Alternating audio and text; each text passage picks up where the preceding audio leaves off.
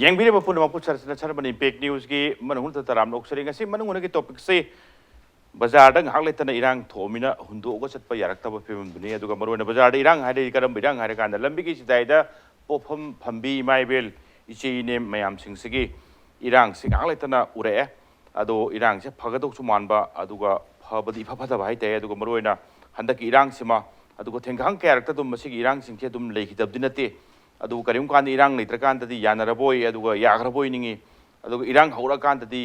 karigum kan da chap chaba solution se hojik phauda authority na puthokpu ngamdaba si karigino haibi wahang ama aduga maroina street vendor sing sigi wafum lakpa kan da dambi ki sitai da phum phamba sing se phajana regular haibate license pairaga market ki manung sing da kari da phambiba imai ben sing sina su karigumba kanda khara phamaningdaba so dum maram leigani madudi manungda phame mapanda mayama pham leramina arak pasing kari singchina pot leibase khara nakpa thirakpa kanda nearest to the street vendor sing da targa leigibnina manungda sangakri haibagi karigumba kanda nungai taba aduga khoisauno bustum yaugdab dinate maroina oireba phibam sing se authority na regulation to what padagira natragana pham phambiriba sing sigi marak singja gyan tamina bhaibatai Yan Tamina Wat Pati Talk Prahabi Matang, the Kumna Kanachaba Tanzani, Lord Lengen Bidaba Gas Sing Day, I get it from Pambiri say Maibon Phaomei, Corporator Ward number 26 in Pal Municipal Corporation, I Hanabadoza, Maibon Phaomei, but I'm not sorry to go down with Phaomei, or Lengen Bidaba say Ksh Tama Devi, President Street Vendor Welfare Association, Ozata Mabusa, I'm not sorry, Rosato Magi Oida again, he get the Tangna Paminajari, but say Robindro Sharma, editor Poknapham. Ihan tamu Robindro Sharma sari ihan bese ewja tamadal accept ewja thengkhang kai rakla theng de dile adu handak na marui na handak ki sikhara numit jam bai bate hawrokhi bese ngasi humni mai mang da hawki bane yeng badadi nungai tri se kainu harakan da irang do pam da bai na taw imai be ni si ne mayam sing kai then kani kai then de pot yo loin la kan da amaga khana chenan to bodo morom thar di thawai si sokpa thawai nungai jata bagi area du ni song be wafum din ta bawa jatama handa khakta na tara umang to su ubo phangi handa ki khara sang ubo phangi handa ki rang sina khara ga su hena song ba nungai da wi sang se khara su hena wang bugum toye adubo maike morom da street vendor act 2014 se adum masik ek se 2012 ko swai de inkhal akanda 2013 ge swai da yanaba ko rajya sabha lok sabha ni mukta congress patam dani adu 2014 da ek on grabani ek da hai bagi matung ina dimai regulation dum leibam toi street vendors sing se moi su rum bio atop side sing dagi harassment gari sing thon ba yaro hai be area am su lauri at the same time makoi su makoi gi livelihood ni sab chana makoi gi right ngak na chat kadam ni hai be area am su yauri leina irang thoi se jatama manipur context sing baganda kari dagi no masi thoi se hai de authority no wat padaira phambi ba mayam sing se gyan tamina wat padaira kamai ubi ge mapungoi na haira kan da ki hantaki January gi date 16 da Impal Municipal Corporation ki mai kai dagi order ma ka hai tare ai ki street vendor sing se ai ki pung manga dagi na mapan bau phakdang phamgada bani hai dana order ma ka tawrai thoi ba order si gi matung ina 16 gi ki nungdaoram sidagi city police station ki mai kai dagi koi mai pai dana mayam sing sidai da hayeng dagi di phamba ya roi masi Manipur sarkar gi mai kai dagi municipality ki mai kai dagi smaina order ma ka lai hai dana moina lau khong na torok pani adu 16 si maina thoi ba order se koi khangde order si pi hai ba da su no ni pi di hai tare adu ga that 21 22 da da koi order se koi office ta chalu ba kan da ma pire Pirei ba orders de municipality na pirei adu pirei ba orders se ta seng na har kan da 2015 da matam dugi ekigi executive officer oiramba IMC gi sar sing da su dum thokpiram ba hai tare pung manga de gi na mapan bok si dum pham dong ni madu continuation torok pani hai tare adai da hangai de koi pung manga de mapan bo hai raga su dum that time stay da koi continuation si khara muk pham khara muk tan tora dum pham ga lai ado hantaki order sigi matungina di that 16 da toko order sigi matungina di ekoi mi se lepa bok ya di hai tare yam seng hai kanda makutta ekoi kai gumba pot khara pai raga mobile oine yon ba bok da koi street vendor ni hai raga di dum hekta koi tan bagi pot ama hekta koi se de lep kanu noi kadai da no chat kro khot kro hai bagi pot ama da yam kanna torok badagi masi mari le na ba IMC gi ekoi gi officer sing aduga mayam sing aro sing ke ka mayam si una ba kanda Republic Day gi law and order gi hai tare madugi gi kan da koi खरे अकन instruction खरा government के side की लेबनी मदुना तौदे याददना अखोई तौबनी Republic day से लोइरगदी हाइरि बसे अखोई खितंग relax तौब खोटप कैदौब तौरकनी अदाई बुक्ति अखोई गाई मिनसी हाइदने माइबल सिंग मैम सिंग से थेमक पले हाइतारे अदुबु 26 जनवरी से लोइग्रे अखोई याम शांति होइना माइ पाकना सरकार की पांगथोक्रे अदुगा 26 जनवरी की मतुंगदा 27 डेदा अखोई एसोसिएशन की माइकई देगे अखोई सरकार दा तांग 19 सिदा करीगुंबा अखोई एजिटीज अखोई हाने की माइनस स्ट्रीट वेंडर सिंग से बेंडिंग तवनब तारगदी 28 तगी दे अखोइना अखोई एजिटेशन से हौरनी हाइदना अखोई मीडिया ददी अखोई हापतोकते अदुबु स्ट्रीट वेंडर कुदिंग मक्ते अखोइना बातोन पीरे बाजार दा लाकपा पोट लेबा लाकपा कस्टमर्स पुनमक्तसु अखोई लोइबक इन्विटेशन से पीरे अखोई स्माइना एजिटेशन से हौरनी हाइदना अदो हौबसी हेक्ता अखोई मयाम से खोमगा हेक्ता कोई मैम से पुल्लगा हेक्ता मार्च हेक्ता कोई एजिटेशन से तौब नत्ते कोई हानगी एजिटेस पोट योन बसे जुम आफ्टर 9 am से दुम तौबने तौब मतम से पोट योन बसे पोट से पिकअप तौना होनरकपा अदगी कोई तान तान बखोटपा पोट योन दुम एजिटेशन से हौबा या थिंगक प्रे येंगसे ना पोट से योन दुम हौबा हौबस देदा कोई योन यारोइसिनी साइज दे लेप कनु नत्रगा चंगजनगो बसे सरकार के ऑर्डर ने कोई पुलिस ने कैसु तौब ngamde अदो हाइबा ऑर्डर से मसिम लेबनिना मैम मथक्तगी मैम अमा कन इंस्ट्रक्शन मैम पीरे खोले अदुना कोई 26 जनवरी की मतुंगदा अदो सी पोसे लाकपदगी माइबल्स मैम सिंग से कोई जिक्ति मणिपुर हाइ तारे कोई स्ट्रीट वेंडर्स मैम सी मैम एना खंगबिरि दुने कोई मपुंग ओइना खुंगंगी लमदगे सु Sai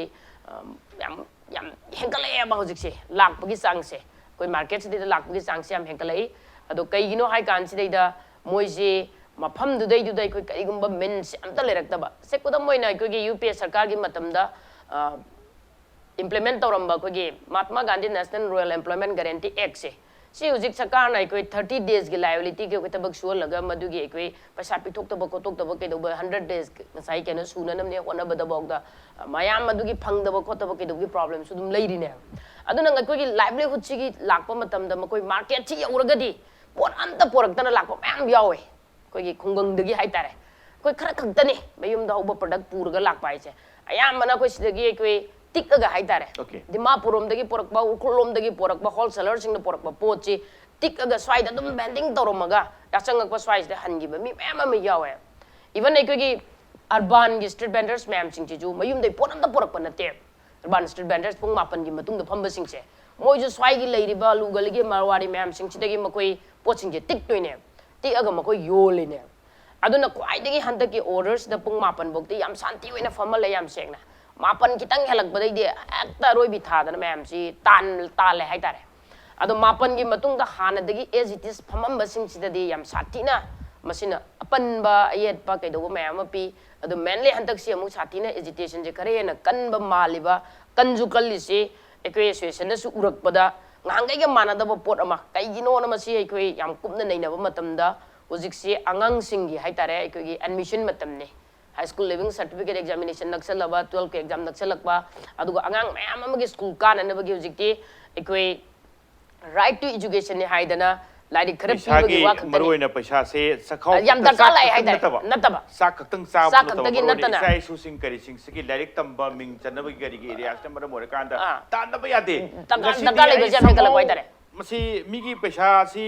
ngamna bai tai thengnaba ngamna na ba life si thengnaba ngamna na ba like mingchan bani khangde struggle ni moi to ba lai se sa ba thako mayam sing phangde ya di thairamina maroina siba kirakta bagi film dri sam sam dare kanda siba na ba kirakta bi film dri ja tama adwai gi maroina yamdi phajado ni ja tama thabidi to godo ai mathang nom do lak sage maram de hadak kisna hena kalli si kari gi no hana kanda timing su makhak lebe wa film dri adu go ja tama maroina 26 pho hai bagi wa phom le gi se ana gi pung manga de ma pan bu phom bagi area dum di hujik dum pidi pidi aduga 26 January gi mamang tadi adai du da akoi na mo hai hamba ya da bagi area ma yaw gi brasini 26 ki akoi gi mamang sing se mamang sing si dai dum khara talaga su dum hekta handa ki yam kanna hard oina tan base smine di tau de ba tan di dum tale but hujik se pung manga de ne ma pan bog di phamali mapan gi matung da tan bi wa phom ne hai tan wa phom ne adu su tali ji sam area khara da ne whole market chi ga koi ba da loi mak tan ba na che de mathang no dum tambio adu oja mai bon pawngoi maroina municipal corporation si leide le remino jaw phon ba mo kui na le re aina sum mo jaw bon pa mo inga si ani rak suba thengna ba hai tai ai yu ni ihan hanba ina manung hutpa hogun mi se adu su dum municipal adu ai duna municipal corporation sem bagi ma khak theni oja ningjing bi ri oja ada am ba thengna gi ngasi enerek su bani oja kuina no drogo unob se nungai to bodo Imphal municipal corporation maru aina street vending gi gari wafam lak pa kan oja thoi bo thok sang se authority na sin ba hita bagi ama natragana street vendor phambi ri sing china sai gi ung manga dane ma pan buk pi matam sta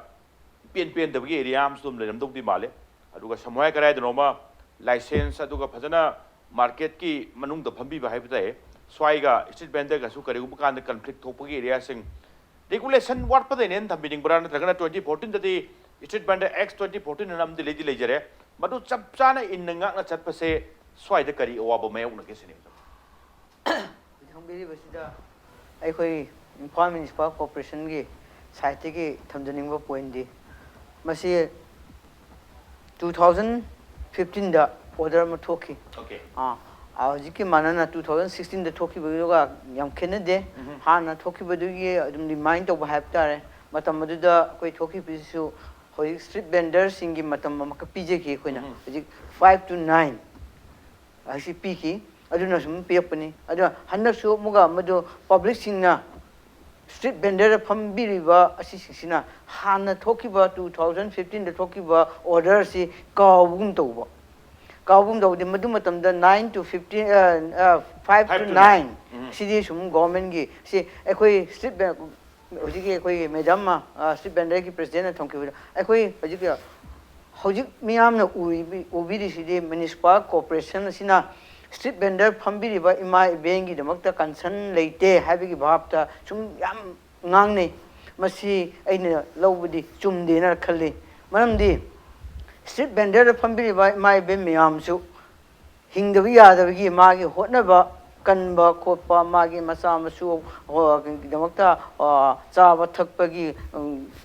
daka oibigi damakta magi la aga street vendor da magi ngamjaba man puthokchaba insang na pido so amado so yoli madu koi municipal corporation na udaba nate adugi damakni ubagi damakta moi matam amma chapchaba piraga moi nena ta na phajana phamba haibasigi damakta 5 to 9 matam pibani morning sida kai damakta 5 to 9 pidi bano haiba matam sida masi koi khangmina ba machangye masi koi in 5 manung khakki yenga discussion tawadi yaroeba piri ba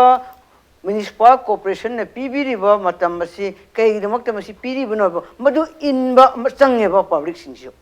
leiriba imai bem punamakna government gi natraga corporation na pibiriba imai bengi damakta chaba thakpa gi magi yum pubagi khopagi roi makki nangnana bagi damakta madu ngamna bi damakta phambiriba mi singi mafam pidi habidi yaroi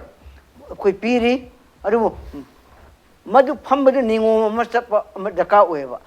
government ama leibnina aduga municipal corporation area ama leibnina mokhoigi ningoma makhakta yoliba misu ngakliba misu ningoma masapa mathok tai natraga ningom chatloi haragadi yaroidaba aduna ne hojiki matam piraga madu system ase outside ta yengsi street vendors Imphal khakna te hojik all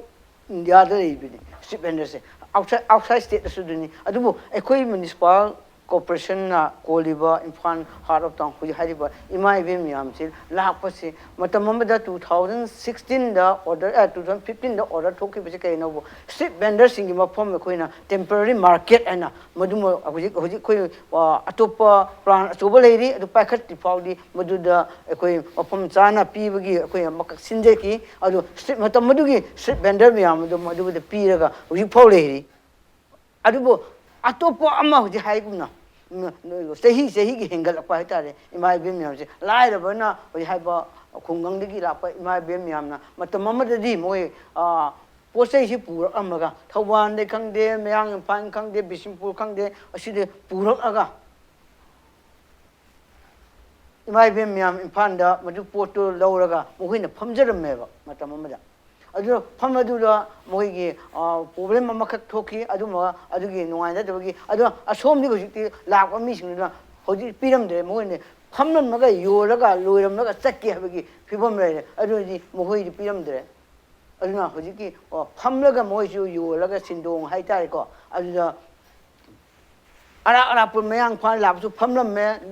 whole day pham chat laga yon ba sit pham ge pham le re ayo di masi mai la pom tam de ekoi ningom am kan na de si lady ba infan le lambi chathok sin pauna bazar thangam bazar jigi kalsam pat ke som chali ba pura pajiga alu ga lady ba pura ma si moi insang na pi leiba la pon mi phok chat pi ya da fi bam le ra ne ba adu matamda aduna madumba taung ama chokhat si haragadi ko system ama ko hari bo government pi ba direct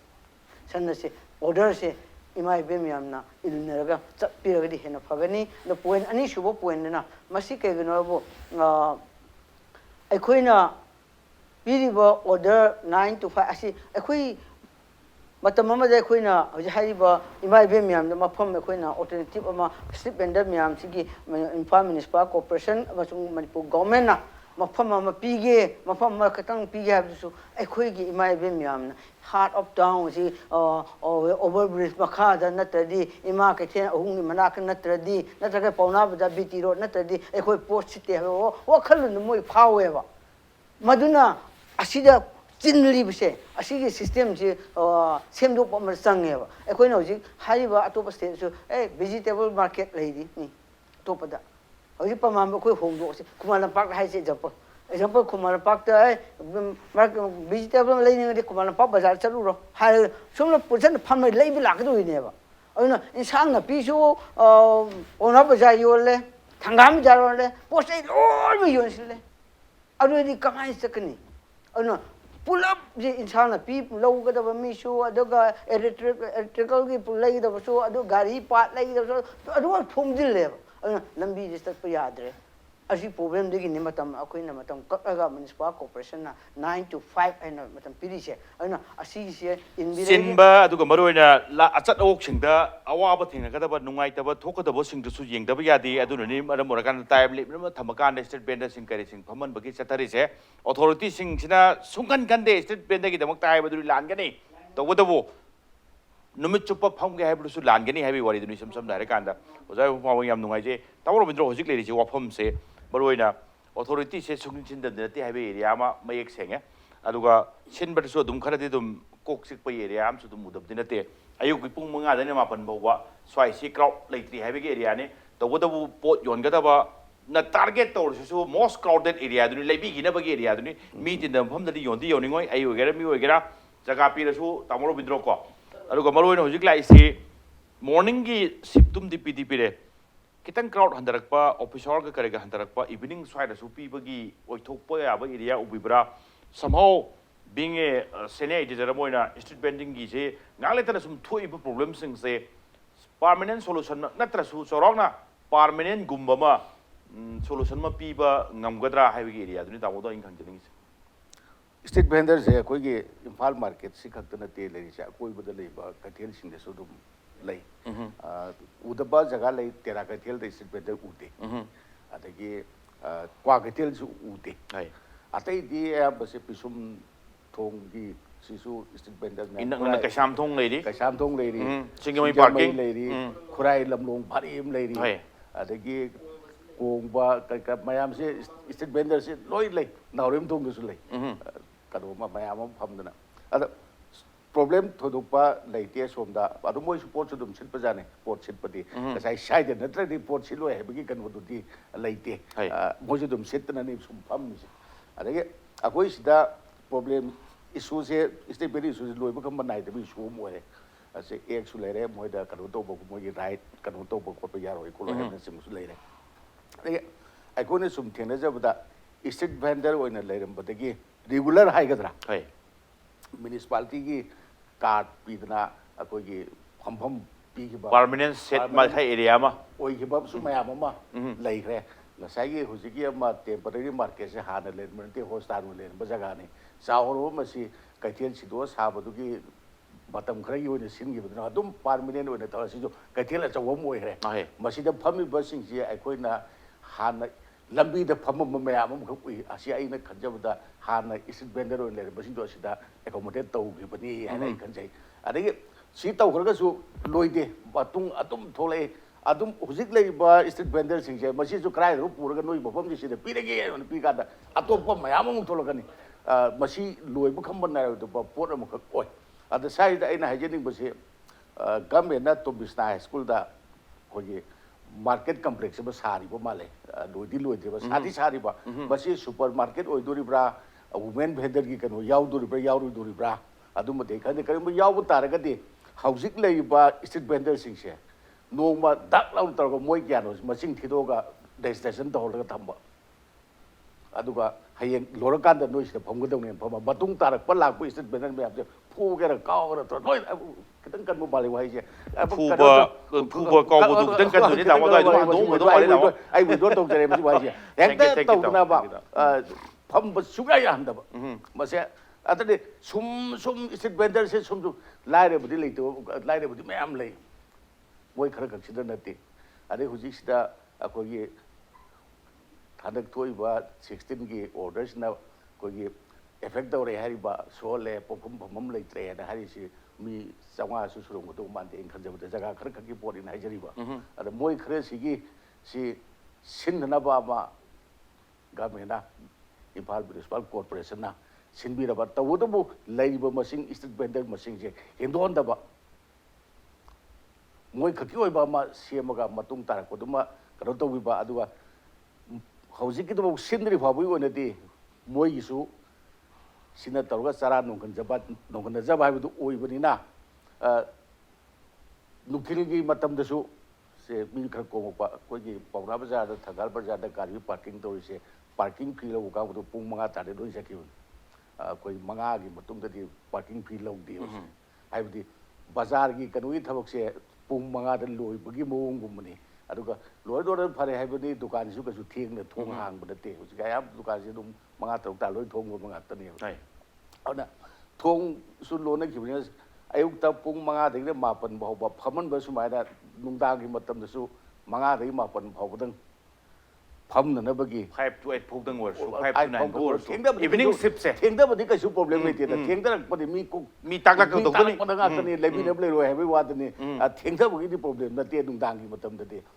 boin da bu ngam je da di sip ani to pe area ni sum da kan tara ba ba dum de su ya ja ni ana pot le ba di le ba ka mu su lambi di yor ba di le nu ngai ba ne hen bi hen da ba to pa da te gai de thok kum da ba pot le ba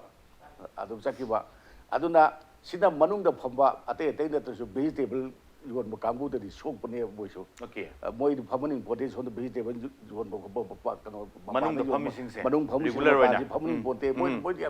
so ya ne moi da portion pote moi da so moi sit ke da loi lai ke da ko ada basi suman da na labhe leri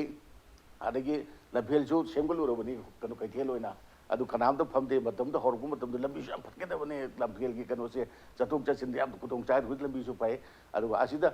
market set sade asijo saraga kabu so sida phaman bi yai ngasai ko gi kanuna ko gi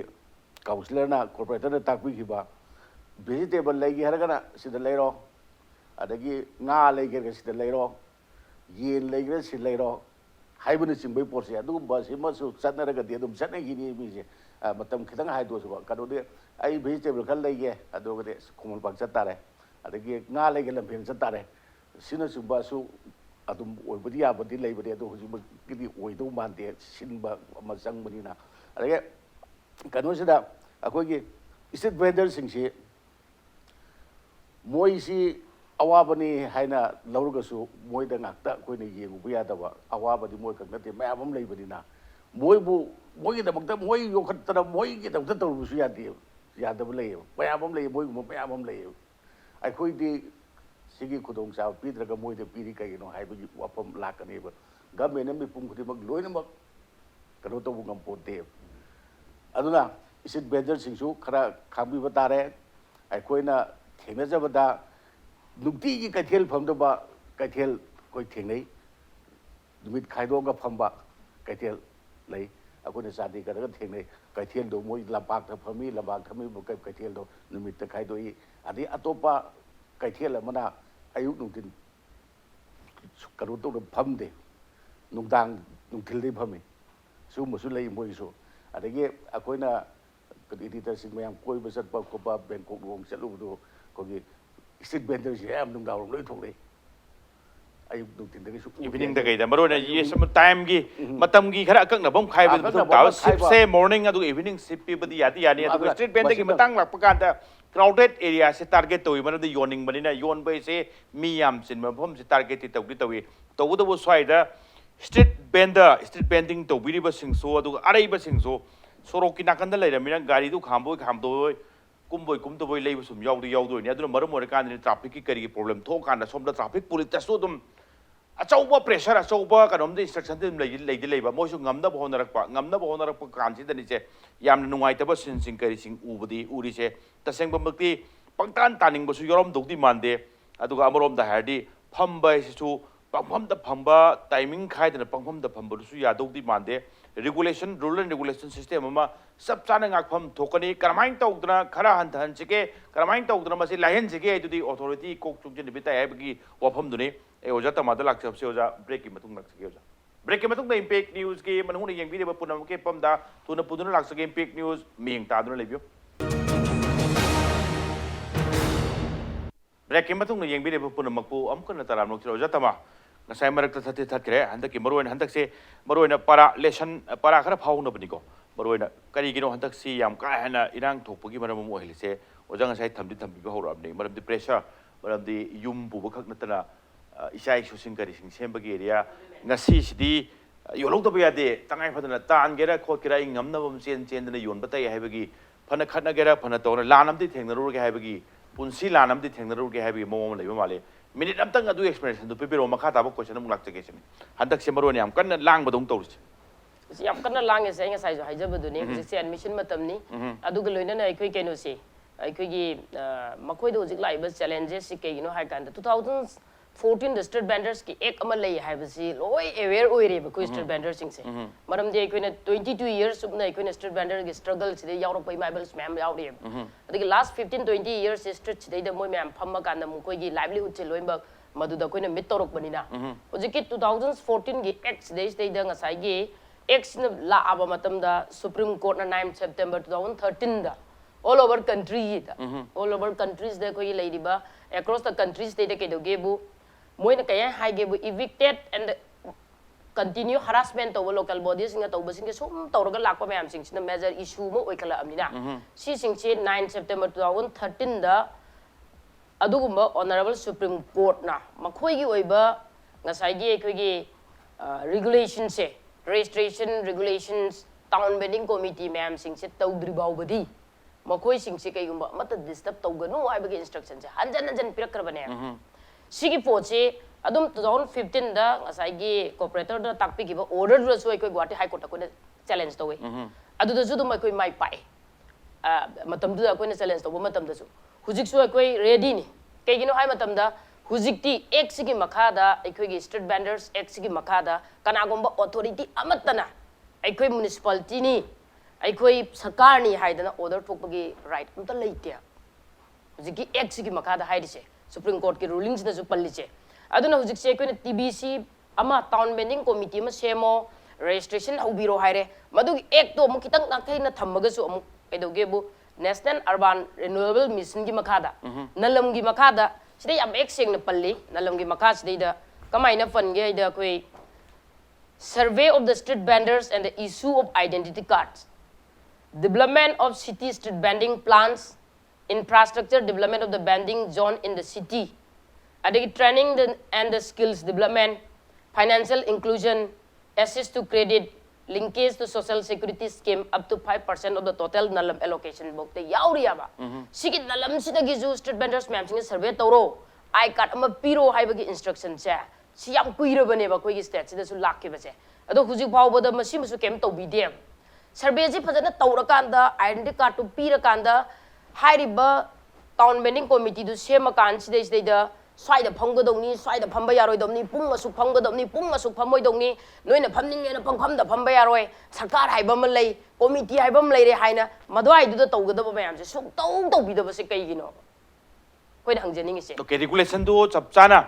pangthok pasi ngambidri si kari gino se ne ba koi hangjingina ujatama yam phajaba question ne ai saite hangjaning na hoi street vendor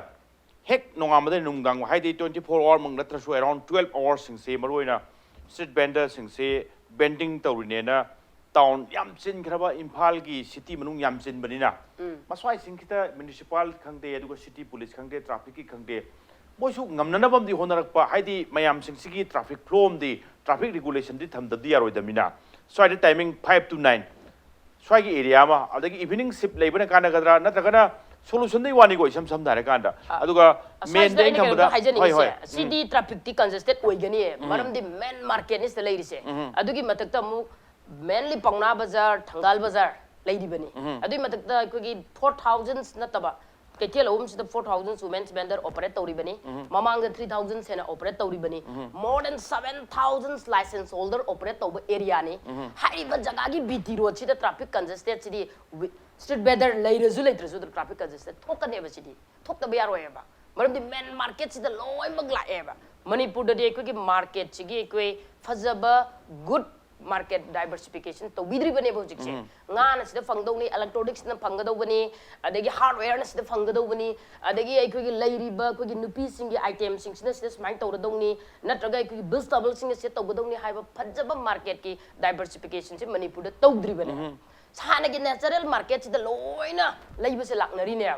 ado sigi marum da ne bai koi imaibels ma'am laitaba lairaba ma'am sing se masina thuglaga moi da pot leiba lakba du da ne makoina mukoi pot che yolongna bana moina hona reise maduna sum sang ba matam se regulation tawda banina hujikti ke dogi mo se profession on thokre street vendors sing se 15-20 years su street vendors ma'am yaure aduga mamang gi temporary market ta hongjan giri basidi 2000s ki mamang da leram street vendors ne bai kai kun jari ba koi uripok kendra ki kabiram ba koi pawung pawlam chogi matamda makoi street vendors ke license piram ba kangbu ne adugi matung tarak badagi na hojik phok che kana go ba amatta da koi license pi ba khotpa I card pi ba khotpa amatta leite aduga leiri ba temporary market ki koi parking gi jaga da so koi maximum parking je lok thok pire sai corporator na haibu yam chummi masida maximum adjust tawgre siju marin tade kacha structure sabiraga vegetable get ge no state lo bak chango aduga leiriba atopa ready made garments yoliba kholiba ma'am sings luxurious items yoliba footwear yoliba ma'am sings se kai dori ge ba kai thel mataki ahum se sidai da ko inkhat pe ga problem se dum loi gedra na ai di khanjai si hanjan hanjan jo khoina dum hai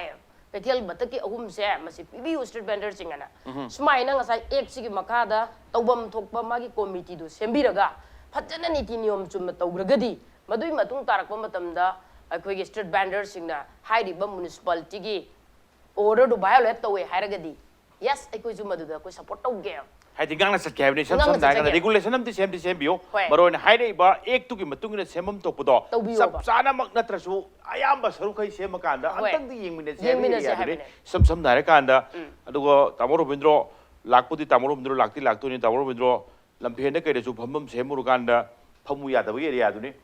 street vendor wahang amde dum lei di ba street vendor sing se street ki sorok ki nak yet sum pham ngai di ang khambra street vendor adum kok de no jata ma kare gum kanda makoi sing se market set temporary bo egera permanent bo egera set am da ya saraga sangjing ga di street vending di ko roi street vendor ek ki manung da sorok ki matai da pham du street vendor oi de street vendor se makal ani suri ba stationary street vendor haiba ma mobile street vendor haiba ma static street vendor haiba ma ek du yaw bari ko aina haiba na chade ko hairi ba mobile street vendors ne in na court na kai dogna tokjari ba ma'am sing se ko ta pai ma'am sing se adu stationary has the specific area ma da ma se phamjal la badu ne ba phamjal la ba sing se hujiki stationary oyan gre ba baram ni pung ma pan mo phamba yai haiba se ngasi se da pung ma pan mo phamba mi se hayang aina phamjan ha ani se class tawre e khanar e ba maram di madu stationary oira amdina haiba mi du di ma sengo maki license piraga ma pham tu chapchana mangon da pi bidina tina kuina phama ina mandi mala adu khara kuina mi du mandi ba hujik makta da sar keno se ayu ki pung mapan phambas te kai hage bu nang i pung mapan gi matung da di aina phaminga hangai nang mapan da phamba yarona khanar e ba sigi class di u dobra sine ba koina aina sai na ni matung da di phamal latre hairam ni na sisu u badi chungane ba khanar e ba si pose ngarang han da zu dum tore ine ba duna ai khoi mapan gi matung da phamba yadragadi noi ju phamba yaroi na ta le ba muslim na wai khoi na train tong kan oja tama dum phangbi da mani ko general compartment da koi gi puli ni aga tawkan da mana mai mangak sam da punbra swai da ko ge pram thak tham jalaga sit kan gum jani sam sam har kan da oja Phaomei maroi na lakchaning se hujik phok da hujik le se yes khutong cha da ba du mek du mai unai khang da su na ti na te pham ga di chil le bam di khang da di na te to wo du mi asin ba pham ti rak pai si cho hong na sa ni post sin na ba hai ri am ti le ri to wo du 2014 gi street vendor x se ho ji phau da chap cha na regulation to bu ngam da ba gi area am de ja taman pan di ba ai khali na do ai do kitang tok tho ga di chap cha na ma sak khang tok pa du ga pham pi ba timing su limit time frame su dum to ba ama sum tham ba ado ai du ga di kitang problem solve to bu se to na hai ba na tra jo street vending की problem से solve तो बुद्धि खर दे तुम लुगो तो जाने है तुम लोई पर कंपनी रन रही हो तो मतलब तुम तोलो का दवाई ताई खरा मखाई तिंग हम गुतरा सिने जब हौजिक याना कोई मैडम के हाई की बात जुदा कोई ना आई हंजनिंग बम कले कोई street vendor की president ने अजना मोदे ना थमजनिंग बम वापम दी हौजिक इम्फान एरिया द street vendor president अमो ओइना हौजिक कई की दमकता street vendor से मतम की हेंगल ऐसे कई की नो limit लेते से क्या गिरो लाकड़ी में मखाई street vendor की दमक लाकड़ी में मखाई से हरी वो street vendor की ऐसे president नमो है ना मुझे allow तो गुरा तो इधरा अदुगा हरी वो problem से shop तो से हर गदी ऐसे street vendor की association नमक की president नमो है ना restriction नमक थम्बो धक्का हुए है municipal na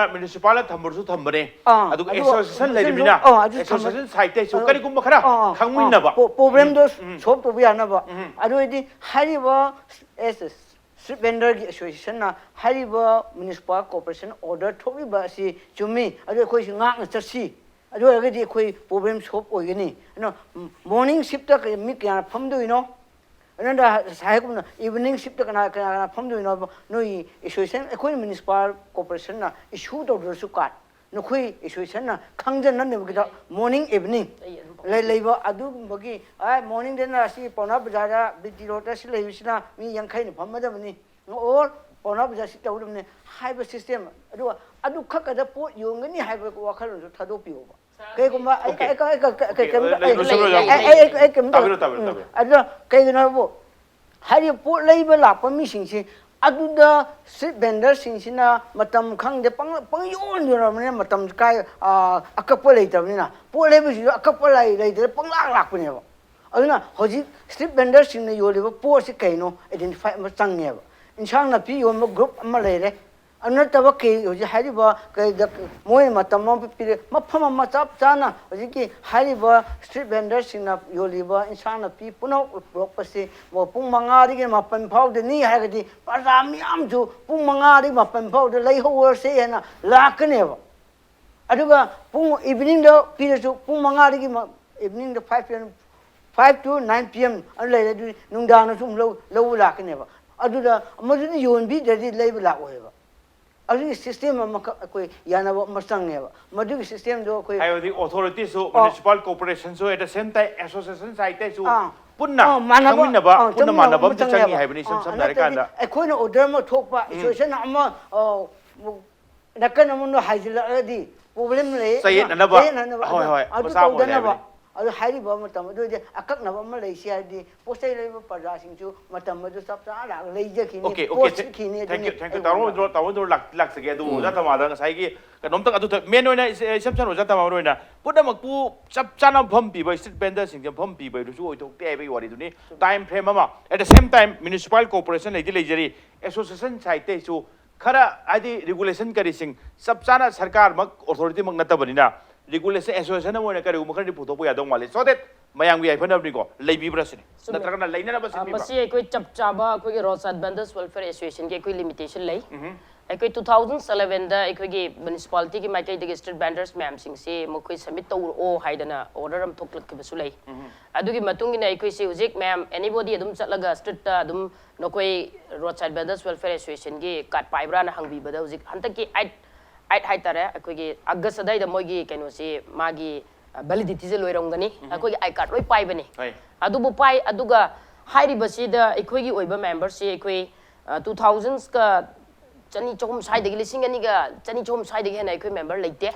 atai bi lei be associations ma'am sing si de ai khangre koi gi oina di haitare association oja ta amtang hangjau tai maron hojik se street vendor or fair association chiga mana bada Sorana association kaya mung lagi tadi sini. Macam macam hai tare koi matek ki oi ba hai tare ko khara dum lei bazat ne adu bo koi roadside Sina main ni hai bini. Sigi umbrella makha da loi lei jabani aduna koi di anybody changa kan sidai dana koi street vendors ke identity card puthoro hai do mo dum puthoro kani ko koi mo koi position dum lawi maram di mo dum pai raga lei adu anybody lak bu kudi mo koi street vendors ki member oi ro hai dana koi hai busu yade koi hai busu leite ayuk ta phami ba mayam sing si amma bo koi masak khangde koi kana gi member no so koi hai ba ngamoi ꯑꯩꯈꯣꯏꯒꯤ ꯑꯁꯦꯡꯕ ꯃꯦꯝꯕꯔꯁꯤꯡꯁꯤꯗꯤ ꯑꯩꯈꯣꯏ ꯗꯦ ꯇꯥꯏꯝꯗ ꯐꯝꯃꯤ plus temporary ꯃꯥꯔꯀꯦꯠꯇ ꯍꯧꯖꯤꯛ ꯐꯝꯃꯤ ꯌꯥꯝ ꯁꯦꯡꯅ ꯍꯥꯏꯔꯀꯥꯟꯗ ꯗꯦ ꯇꯥꯏꯝꯗ ꯐꯝꯃꯤꯕꯁꯤꯡꯁꯦ ꯑꯩꯈꯣꯏ ꯑꯔꯥꯞꯄꯗꯒꯤ ꯑꯣꯏꯔꯣ ꯑꯅꯛꯄꯗꯒꯤ ꯑꯣꯏꯔꯣ ꯃꯣꯏꯗꯤ ꯑꯩꯈꯣꯏꯒꯤ ꯑꯣꯏꯕ ꯑꯥꯏ ꯀꯥꯔꯗ ꯂꯣꯏꯅꯃꯛ ꯄꯤ ꯑꯩꯈꯣꯏꯒꯤ ꯆꯞ ꯆꯥꯕ ꯔꯦꯁꯇ꯭ꯔꯤꯛꯁꯟ ꯇꯧꯏ ꯑꯩꯈꯣꯏꯅ ꯃꯁꯤ 3 years ꯈꯨꯗꯤꯡꯒꯤ ꯄꯤꯕꯅꯤ 3 years ꯒꯤ ꯃꯇꯨꯡꯗ ꯑꯩꯈꯣꯏ ꯃꯁꯤꯒꯤ ꯑꯃꯨꯛ ꯑꯩꯈꯣꯏ ꯔꯤꯅ꯭ꯌꯨ ꯇꯧꯏ ꯑꯩꯈꯣꯏ ꯑꯥꯏ ꯀꯥꯔꯗꯁꯦ ꯍꯥꯏꯇꯥꯔꯦꯀꯣ ꯑꯩꯈꯣꯏ ꯇꯧꯏ ꯃꯗꯨꯒꯤ ꯆꯞ ꯆꯥꯕ ꯑꯗꯨꯒ ꯑꯔꯥꯞꯄ ꯈꯨꯗꯤꯡꯃꯛ ꯂꯣꯏꯅꯃꯛ ꯑꯩꯈꯣꯏꯅ ꯋꯦꯜꯀꯝ ꯇꯧꯗꯅ ꯑꯩꯈꯣꯏꯒꯤ ꯃꯦꯝꯕꯔ ꯑꯣꯏꯍꯟꯗꯅ ꯍꯦꯛ ꯑꯩꯈꯣꯏꯒꯤ ꯑꯦꯒꯦꯟꯁ ꯗ ꯒꯃꯦꯟꯒꯤ ꯗꯤꯁꯤꯖꯟꯁꯀꯤ ꯃꯥꯌꯣꯛꯇ ꯑꯩꯈꯣꯏꯅ ꯀ꯭ꯔꯥꯎꯗꯦꯗ ꯑꯣꯏꯍꯟꯅꯅꯕ ꯇ꯭ꯔꯥꯐꯤꯛ ꯖꯥꯝ ꯊꯣꯛꯍꯟꯅꯅꯕ ꯅꯠꯇ꯭ꯔꯒ ꯀꯩꯅꯣ ꯇꯧꯅꯅꯕ ꯇꯧꯕꯒꯤ ꯋꯥꯐꯝ ꯑꯝꯇ ꯑꯩꯈꯣꯏꯗ ꯂꯩꯇꯦ ꯌꯥꯝ ꯁꯦꯡꯅ ꯍꯥꯏꯔꯀꯥꯟꯗ ꯁꯤꯃꯗꯤ ꯑꯩꯈꯣꯏ ꯆꯞ ꯆꯥꯅ ꯔꯦꯁꯇ꯭ꯔꯤꯛꯁꯟ ꯇꯧꯔꯤ ꯑꯗꯨꯒ ꯍꯧꯖꯤꯛꯁꯤ ꯀꯩꯗꯧꯒꯦꯕꯨ ꯑꯩꯈꯣꯏ ꯍꯥꯏꯔꯤꯕ ꯍꯧꯖꯤꯛꯀꯤ ꯖꯒꯥꯁꯤꯗꯩꯗ ꯁꯦ ꯑꯩꯈꯣꯏꯒꯤ ꯕꯤꯇꯤ ꯔꯣꯗꯀꯤ ꯄꯣꯂꯣ ꯒ꯭ꯔꯥꯎꯟꯒꯤ ꯁꯥꯏꯠꯇ ꯐꯝꯃꯤꯕꯁꯤꯡꯁꯤ ꯃꯤ 110 ꯂꯩ 110ꯁꯦ ꯀꯅꯥꯅꯣꯝ ꯆꯪꯉꯨꯕ ꯌꯥꯔꯔꯣꯏ ꯑꯗꯨꯒꯤ ꯃꯈꯥꯗ ꯑꯃꯨꯛ ꯊꯝꯐꯥ ꯁ꯭ꯇꯣꯔꯒꯤ ꯃꯅꯥꯛ ꯑꯥꯔꯀꯦ ꯕꯨꯛ ꯁ꯭ꯇꯣꯔ ꯄꯔꯦꯡꯁꯦ ꯁꯤꯗꯩꯁꯤꯗꯩꯗ ꯃꯤ 100 ꯃꯨꯛ ꯑꯃ ꯐꯝꯃꯤ ꯁꯤꯗꯩꯗꯁꯨ ꯑꯩꯈꯣꯏ ꯀꯅꯥꯝꯇ ꯆꯪꯉꯨꯕ ꯌꯥꯔꯔꯣꯏ ꯑꯩꯈꯣꯏꯒꯤ ꯃꯦꯝꯕꯔ ꯆꯞ ꯆꯥꯅ ꯃꯗꯨꯗ ꯐꯝꯃꯒ ꯂꯩ ꯃꯗꯨꯅꯤ ꯌꯥꯝ ꯀꯟꯅ ꯁꯐꯔ ꯇꯧꯔꯤꯁꯤ ꯑꯂꯨ ꯒꯂꯤꯁꯤ ꯑꯩꯈꯣꯏꯒꯤ ꯃꯦꯝꯕꯔꯗ 110 ꯃꯨꯛꯅꯤ ꯐꯝꯖꯟꯕꯗꯤ 150 ꯃꯨꯛ ꯐꯝꯃꯤ ꯍꯧꯖꯤꯛꯀꯤ ꯀꯩꯅꯣꯁꯦ ꯑꯂꯨ ꯒꯂꯤꯒꯤ ꯁꯥꯏꯠꯁꯦ ꯑꯂꯨ ꯒꯂꯤꯁꯤ ꯌꯥꯝ ꯐꯖꯅ ꯕꯦꯟꯗꯤꯡ ꯇꯧꯍꯟꯕ ꯌꯥꯏ ꯃꯔꯝꯗꯤ ꯀꯩꯅꯣꯗ ꯃꯁꯤ ꯒꯥꯔꯤ ꯑꯆꯧꯕ ꯀꯩꯗꯧꯕ ꯃꯌꯥꯝ ꯐ꯭ꯔꯤ ꯃꯨꯚꯃꯦꯟ ꯇꯧꯕ ꯌꯥꯕ ꯃꯐꯝ ꯑꯣꯏꯗꯦ ꯑꯂꯨ ꯒꯂꯤꯁꯤꯃ ꯐꯖꯅ ꯑꯗꯨꯝ ꯇꯧꯍꯟꯕ ꯌꯥꯏ ꯑꯗꯒꯤ ꯍꯧꯖꯤꯛꯀꯤ ꯁꯨꯂꯥꯞꯀꯤ ꯃꯃꯥꯡꯒꯤ ꯄꯔꯦꯡꯁꯤ ꯐꯨꯠꯄꯥꯠꯁꯨ ꯌꯥꯝ ꯄꯥꯛꯏ ꯑꯩꯈꯣꯏ ꯐꯦꯃꯤꯂꯤ ꯋꯦꯜꯐꯦꯌꯔ ꯍꯥꯏꯖꯟꯕꯒꯤ ꯃꯅꯥꯛ ꯁ꯭ꯋꯥꯏꯁꯦ ꯁ꯭ꯋꯥꯏꯁꯤꯗꯩꯗ ꯑꯩꯈꯣꯏ ꯃꯤ 100ꯒ ꯃꯌꯥꯁꯤꯗ 100ꯗꯤ ꯐꯥꯗꯦ 100ꯒꯤ ꯃꯌꯥꯁꯤꯗꯩꯗ ꯑꯗꯨꯝ ꯃꯣꯏ ꯃꯊꯛ ꯈꯔ ꯐꯝ ꯃꯈꯥ ꯈꯔ ꯐꯝ ꯇꯧꯕꯗ ꯑꯗꯨꯝ ꯐꯝꯃꯤ ꯑꯗꯒꯤ ꯒꯝꯚꯤꯔ ꯁꯤꯡꯒꯤ ꯄꯔꯦꯡ ꯑꯁꯣꯝ ꯅꯥꯀꯟꯗ ꯑꯩꯈꯣꯏ ꯃꯤ 30-40 ꯑꯃ ꯐꯝꯃꯤ ꯇꯦꯝꯄꯣꯔꯔꯤ ꯃꯥꯔꯀꯦꯠꯇ ꯃꯤ 800 ꯄ꯭ꯂꯁ ꯑꯃ ꯐꯝꯃꯤꯌꯦꯕ Okay. Haidi chap chana sinli adugi baruina regulation association ki site chu honaba yangai honari habne amtanga khangjaning ojatama maruina hujikse mukna bhai tai mukna bam di kan toina urise ojatama sa ayuk ta phamising se ojatama maruina khangbu bu yaw yaw gi habi riam su thambiri ko sendi tanda yadaba hingdab ti yadaba aduga isa su thakta yadaba gi mogi laik tamnap su khonaba singi kari gi leibanina हाना already मसक खंगे association site की corporation की site की licence पीरगा लेगिरी सिंग दुगा मसक्ति खंगती है मसक्ति खंगे हैबिरी सिंग सकी मुक्नाबम लेबरा सिने मुक्नाबसे हुजिकी अदुगी मुक्नाबुद्रा खोई उफंगी से हुजिकी मुक्नाबसे हंदकी केनो सिदैददी अमु खरा थोगले हाना थोअमदे हंदकी केनबदा पुंग मापन सिदगी चुपम फमलक्तबसे सिना हाइरिबा जगासी अखोइना पुंग मापन की मतुंग हांगै फंबनी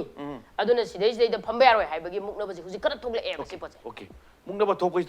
तमरो बिंद्र स्वाइदनि से मरोना आई हाइजदुइदि लोइसलकदोरमिना सेसन अमतंग पिबिरमो बिंग सीनियर एडिटर मोइना कमाइन तोरो फगदगेना दुगा मेनरो जातमान होजि हाइरा कांदा चोरापुंग फंगी एसोसिएशन मखा लेबसिंग तुदि यामना रेगुलेशन अमदा दुम चतरी हाइबि तवदबु ताबरो बिंद्रो रेगुलेशन हाना ऑलरेडी एसोसिएशन मखा लेबा म्युनिसिपल कॉर्पोरेशन लाइसेंस पीबा फमोन पीबसिंग दुना अमा मतंग मतुंगिना हिंदे यादमिना थोलपा मा सम सम नारकांदा पुंसी लांथेंगेदुना मोरम दायरदि थोगलेबसिंग दुसु फंबा यारोइना हाइबदुदि खितंग आइन खंबदा खितंग खियारोइदुदि मानदे अदुना ने तामरो बिंद्रो नमित थाउबो हालिमना खोइदगी बेस्ट सजेशन अमतंग पिबिरो मु सो दैट इरांग मुक्नबसिंग से खरा दो हंदनबसे कनोगी अयुक्ता खोइना उबसी लंबीदि दुम खरा दुम सिंदि चिल्लो अद चिल्लसु अथिंग बमता लेते गाड़ी कसु आइजो अदुम गाड़ी थोरागा अदाय दुम खामगा अदुम कुमदरगा पोट चाहिँ अदुम नै कनाम काइमता हाइबो कोट पर लेते गाड़ी खाम मोग लेरी गाड़ी बो खामे ngसाइगी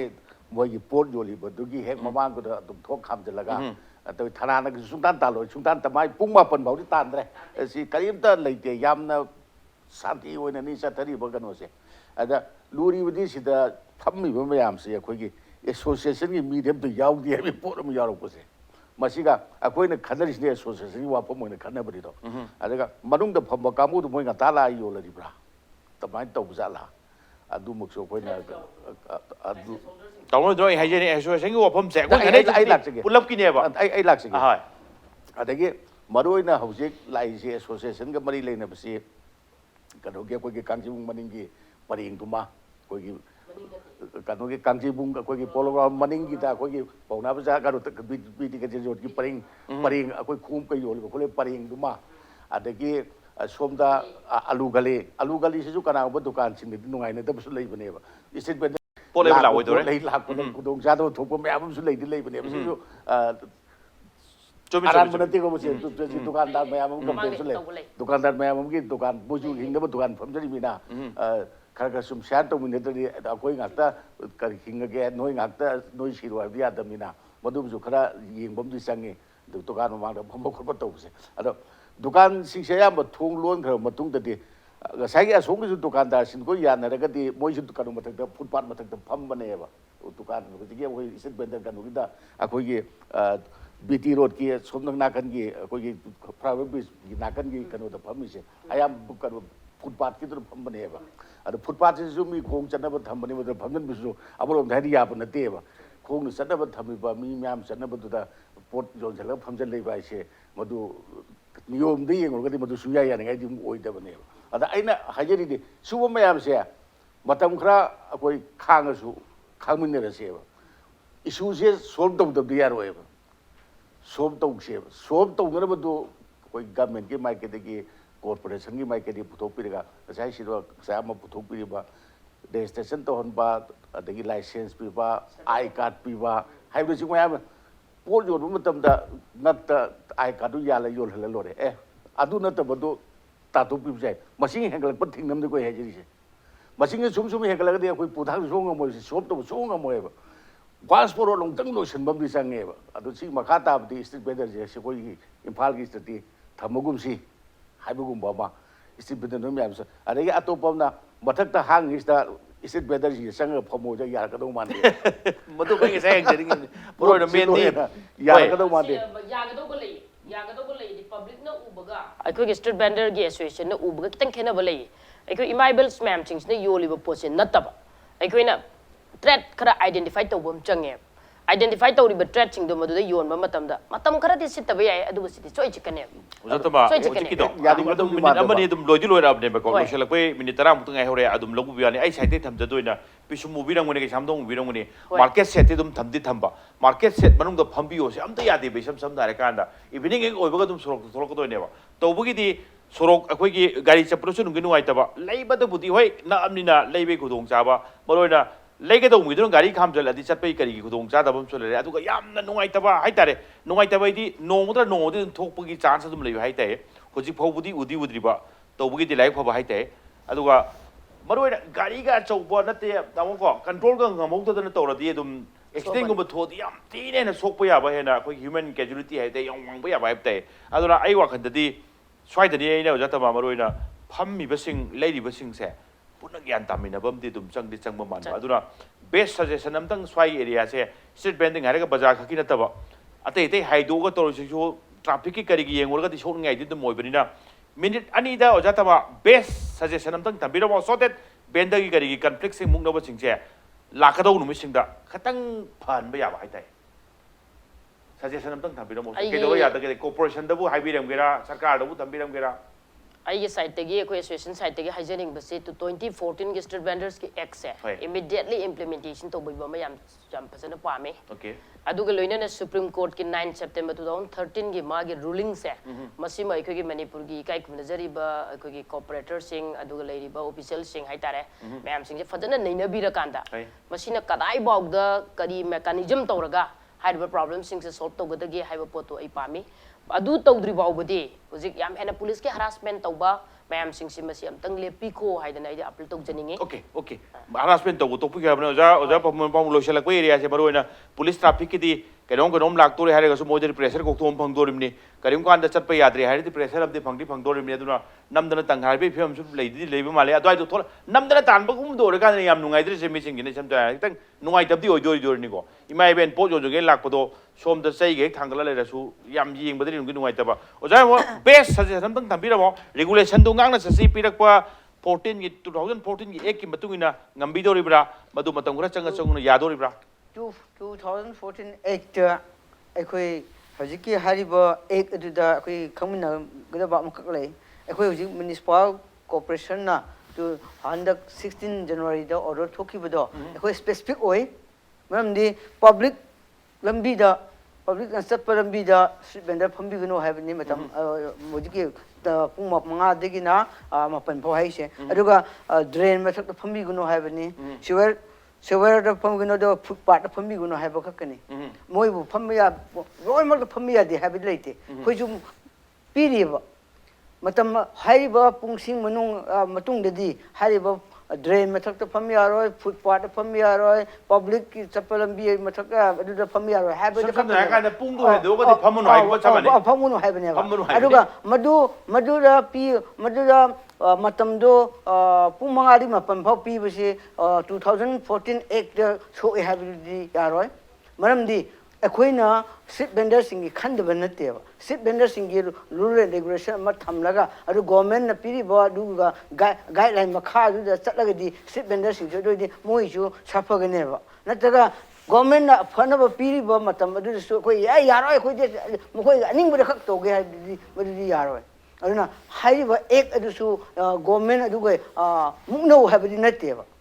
aduna hai ba adjust ba madaka oye ba Okay. Authority side to regulation say adum tarana ba regulation kha dilena ba sapana ba khandab dinate tobo tobo swai say street vendor sing street vending to biri ba sing side to cooperation amtang di changni hek ahum subagi indirectly haibta leibi ba sing chu khitang di ado ai do corporation moi side to chang di chang doini oja Maibon Phaomei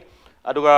oja tama aduga tamo Robindro se impact news do lakpi ba aduga se gi manung na se mapung phan bi gi dam tei losilak puti kai khumna chari ba ikai khumna chari bi guest ahum mapu amukan thak chang ngasi ki dam ta impact news ge ban huna mata ang solution jana ba tanjai jarole adu landam se tholi ba thok do wa thok kya gi marik chum report ki dam impact news mi yang ta do le bio